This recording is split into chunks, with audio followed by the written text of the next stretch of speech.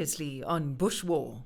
US aid to Savimbi was important in terms of monetary value, was a fraction of what South Africa was giving. In August 1985, UNITA needed all the help it could get. FAPLA launched Operation Second Congress, a pincer movement by two forces aimed at capturing Mavinga. With the aid of South Africa and especially the Air Force, this offensive was stopped by the end of September 85. But FAPLA won control of the town of Quito. 2 years later, they would start from there and again try to cross the Lomba River. Hierdie keer kom dan nou die offensief van alle offensiewe. The mother of all offensives.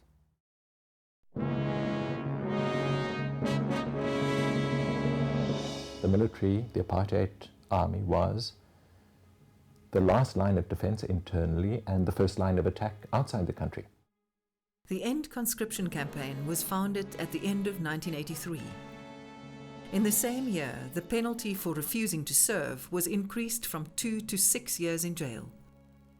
The battle for loyalty was fierce. Treffende woorde en emosionele stellings wat twyfel saai. Is dit reg? Is ek reg? Waarom diensplig? Waarom oorlog? Jy mag nie doodslaan nie. In the mid-80s, 15,000 conscripts were called up every January and every July. En dan moet ek sê, die hoof propaganda item wat ons gebruik het, was die gevaar van kommunisme. En kommunisme het wat dit betref ook in ons hande gespeel. Want hulle het 'n geskiedenis van 'n verskriklike goed wat hulle aangevang het. Dit het oor die wêreld gekom, in die koerante, die media het dit vir ons aangedra. So dit was vir ons maklik geweest om dit te gebruik. Dis waarom die ouers, dink ek tot 'n groot mate gelukkig was dat hulle kinders gaan veg. En as die ma gelukkig is dat haar kind sy lewe in gevaar stel vir die land, dan het dit gewerk. Baie dankie vir die opofferinge wat julle bereid is om te bring. Dankie vir die opofferinge wat julle ouers bereid is om in belang van ons land te bring. In 1984, the domestic situation changed suddenly and dramatically. A tricameral parliament was established in August for representatives of white, coloured and Indian South Africans.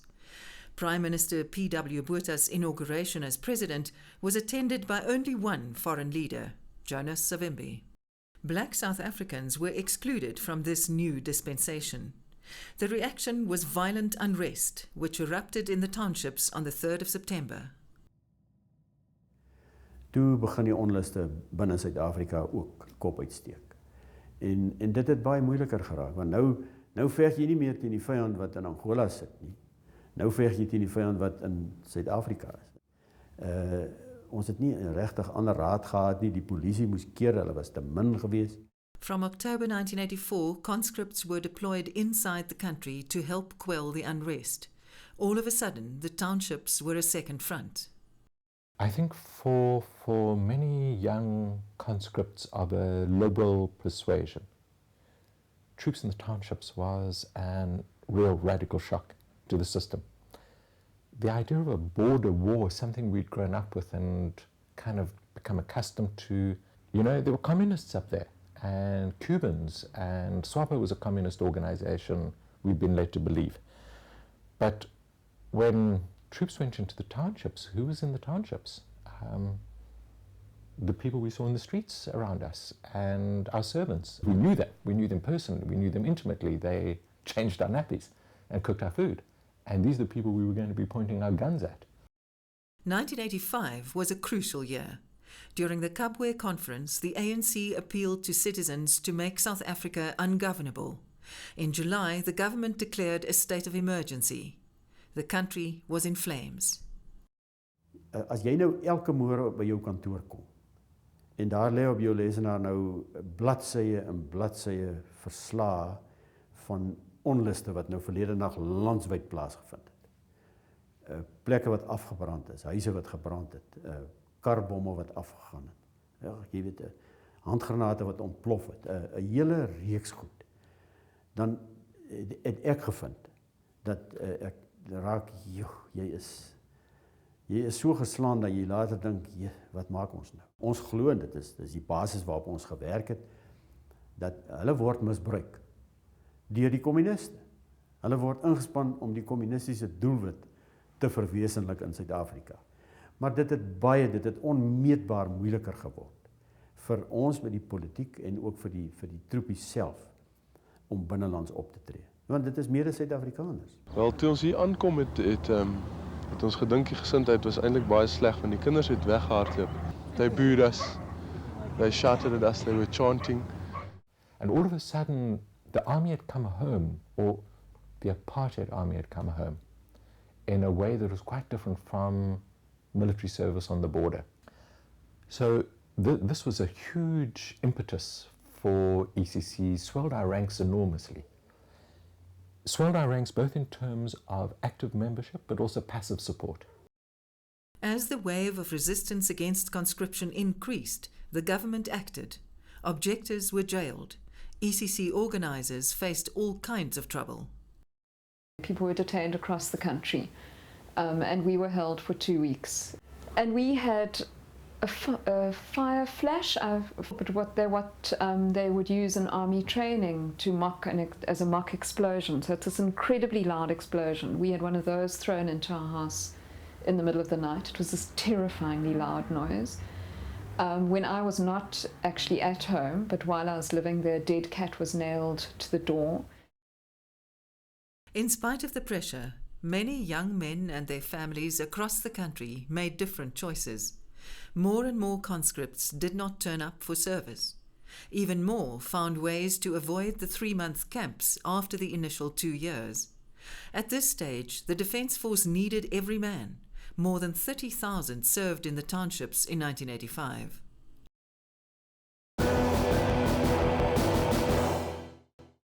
With so much pressure on the government, the country and the world expected P.W. Botha to break the old patterns at the NP Congress in Durban in August 85, signalling renewal and reconciliation.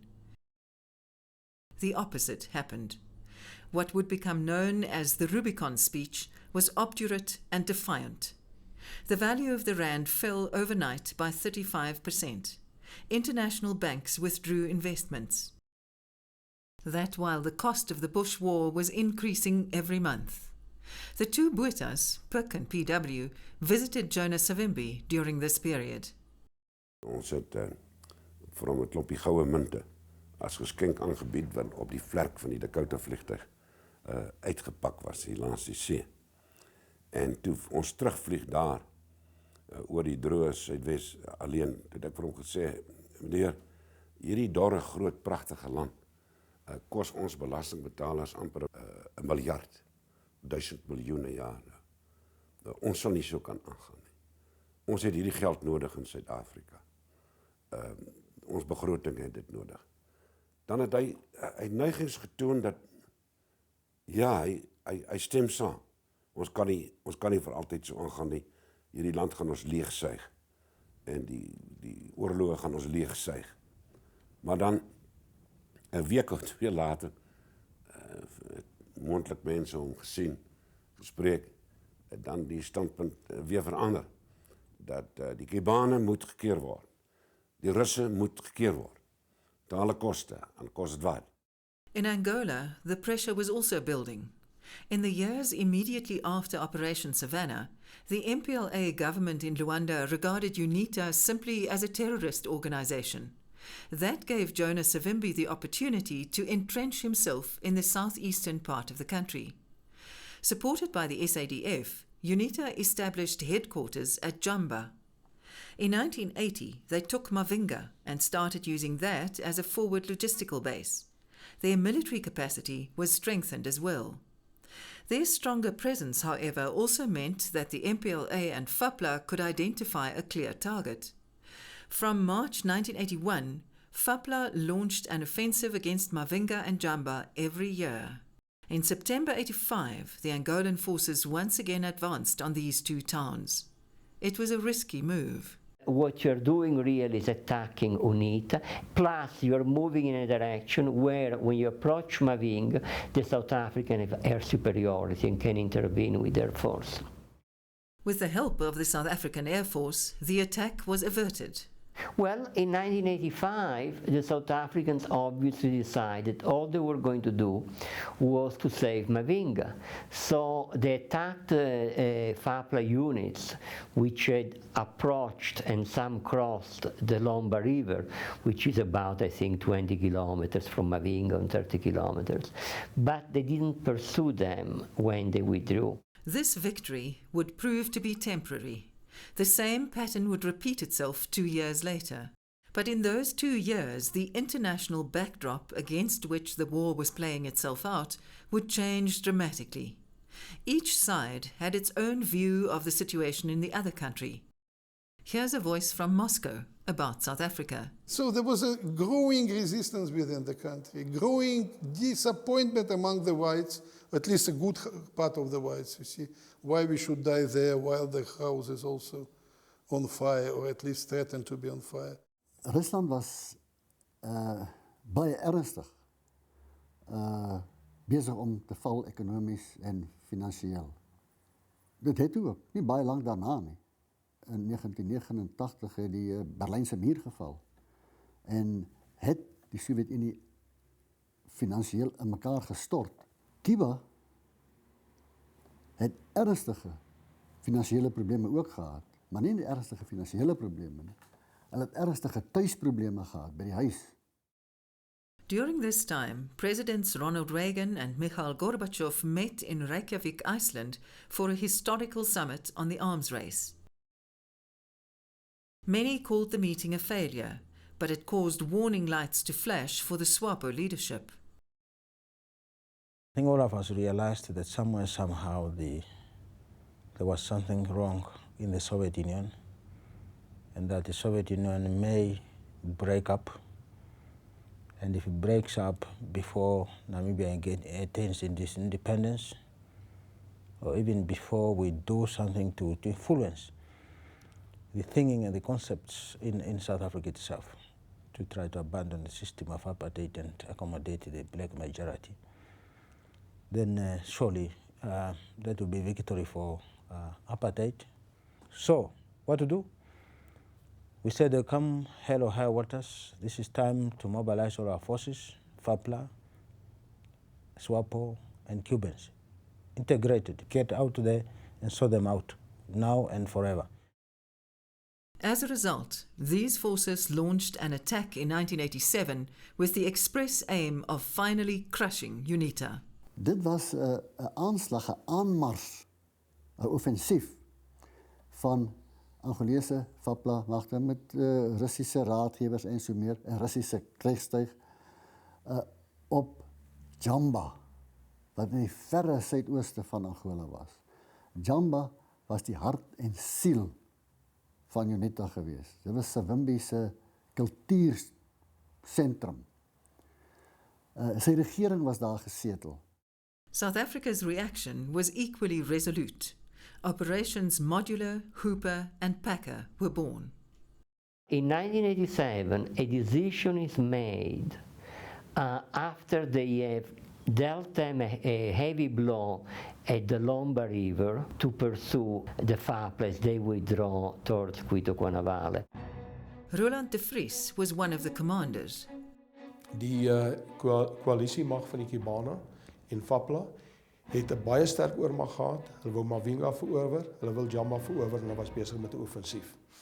Toe begin ons magte betrokke raak by die oorlog en ek dink nie hulle het tred gehou met die vermoë wat ons gehad het om so vinnig te ontplooi en die situasie te eskaleer na vermoë waar ons magte beweeg het om te betrokke raak. I believe that in 87, to some extent just like in 85 in the previous attempt, maybe our people underestimated the scope of future or possible South African intervention.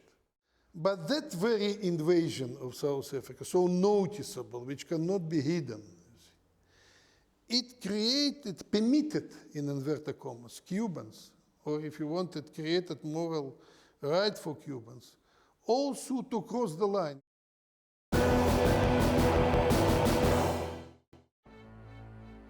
The story of Quito, the mother of all offensives, really starts in August 1987. As in 85, 4 FAPLA brigades moved from Quito in the direction of Mavinga. A brigade consisted of about 1,900 men, usually divided into motorized infantry, 10 tank teams, and an artillery unit. The planned route ran southeast to Kunjamba and then south across the Lomba. The 47th would break away, cross the Lomba first, and secure the southern bank to ensure a safe crossing for the main force. The 16th and the 21st would guard the flanks of the main force between Kunjamba and the Lomba River against expected attacks by the SADF and UNITA. Mechanized troops from the SADF's 6-1 Mech were deployed to intercept the 47th Brigade. That would become Operation Modular, planned in close cooperation with UNITA.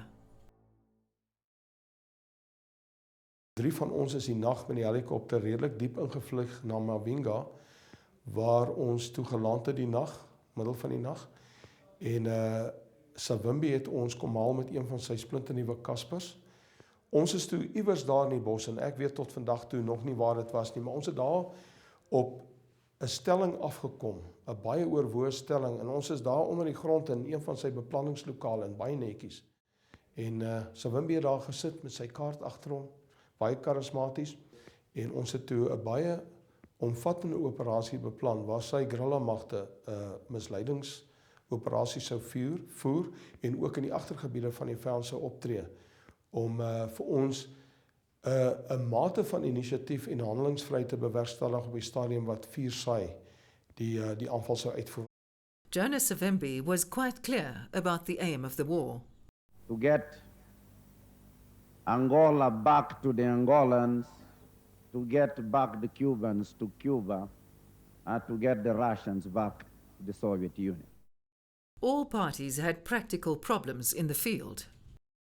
Kyk, ons het 'n akroniem gehad, 'n naam daarvoor. Ons het gesê, no plan survives first contact. Jy kan jou beplanning doen, jy kan jou inoefening doen, alles. En jy baseer dit op wat jy weet van die vyand, wat jy weet van die terrein en alles. Maar wanneer jy in werklike geveg ingaan, dan verander die omstandigheid. Onmiddellik as jy daar kom, die skote skiet van verskillende plekke af, daar's ander soorte wapentuig wat jy nie verwag het nie. The practical difficulties, of course, maintaining the equipment there in the very harsh conditions, especially southeastern part of part of the country, and when it was not so easy to train the personnel, the local personnel, to the proper level of maintaining this equipment. I think that was the major problem. The quality and quantity of Soviet and Cuban arms in the battle zone was more formidable than ever. Since 1976, we use several types of military aircrafts during several wars in Angola. I mean, civil war and the invasion of South African troops. The first bunch of planes were very old types. I mean, MiG-17. They were built in 50s. The second bunch were rather old, but comparatively new for this warfare. MiG-21, several subtypes of MiG-21 fighter. Later, MiG-23 appeared, but it happened at the end of 80s. For the first time since the beginning of the war, the South Africans did not control the skies. The range of MiG-23 and MiG-21 was more than the range of South African Mirage 1 and Mirage 3. Die FAPLA-magte, die Kubaanse magte het totale lugoormag gehad. Was 'n baie intense, felle operasie. Waar ons lugmag inderwaarheid net in staat was om grondaanvalle te loods met grondaanvalsvliegtuie, en ons nie vermoë gehad het om plaaslike lugoormag te bewerkstellig nie. So baie van ons operasies wat ons beplan het, was om in die agtergebiede van die vyand te opereer, waar ons sy lugbewegings kon dophou, maar ook met vuurpyle en met mortiere op sy lughawens kon skiet. The South African Air Force's Mirage F-1s and Buccaneers did 176 bombing raids on enemy targets over a period of 3 months. Wide-ranging photographic reconnaissance flights were undertaken regularly by Mirages, and transport planes flew in enormous amounts of supplies under cover of night. The helicopters were constantly doing CASEVACs. They also served as a bus service for commanders from the brigade administrative area at Mavinga to the front. Soviet T-54 and T-55 tanks appeared in the field during this time, and South Africa responded with their Olifant tank.